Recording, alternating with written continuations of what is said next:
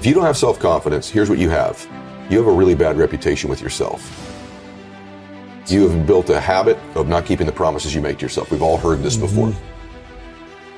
You need to believe and know that you're one decision, one relationship, one meeting, one book, one thought, one something away from a completely different life. Here's how I built what I would call almost superhuman confidence in spite of my insecurity. Think about that. Superhuman confidence in spite of my insecurity. It's an effort play. If you don't have self-confidence, you've never kept the promises you make to yourself. Check that box. If you have self-confidence, you've started to keep the promises you make to yourself. If you want to have superhuman self-confidence, you keep the promises you make to yourself and one more.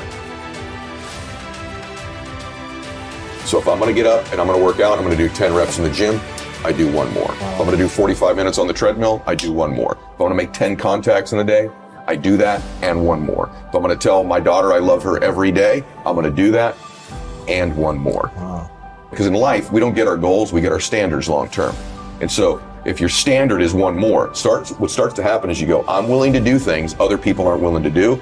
And I combine that I have great faith, great associations, and I intend to help people. This is a formula to build wonderful self-confidence and never lack humility when you have it. Never link your confidence to your ability. If it's predicated on your abilities or your achievements, you're always going to be chasing it. But if you link your confidence to your intentions, man, you have beautiful intentions. And that is something I knew about me. I know I have a good heart. And all of us, we run around carrying these bags of, I'm not qualified because I made this mistake. I had this bankruptcy. This relationship didn't work. I did this thing you don't know about. I'm so ashamed of. And that's why you're qualified. That's the thing that qualifies you. Yeah. The humanness in you.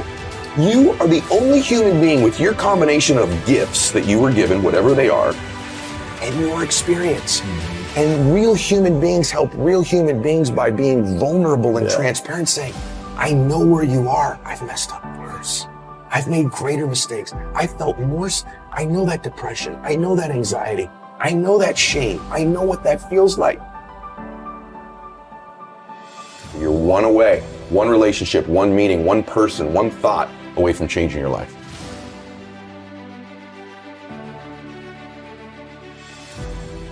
So how do we let go of the past? Well, we have to create a compelling future.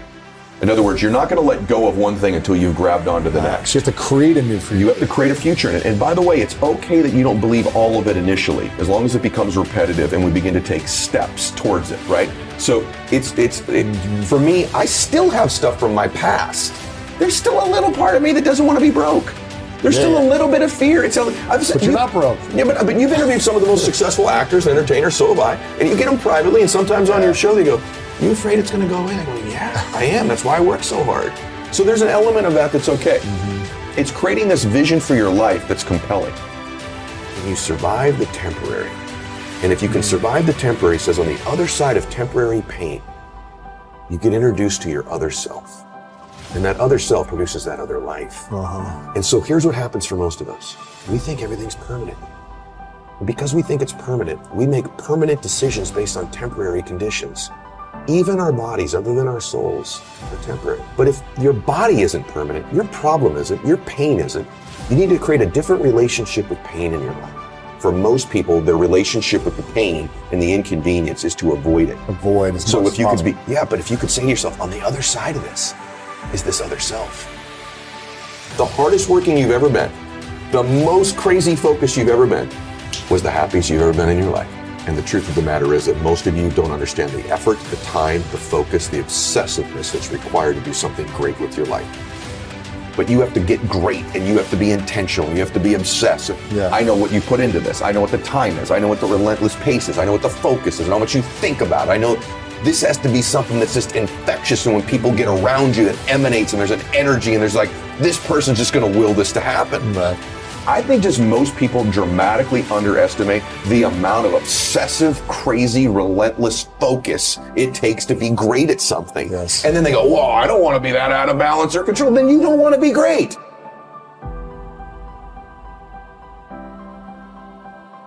My default personality is insecure.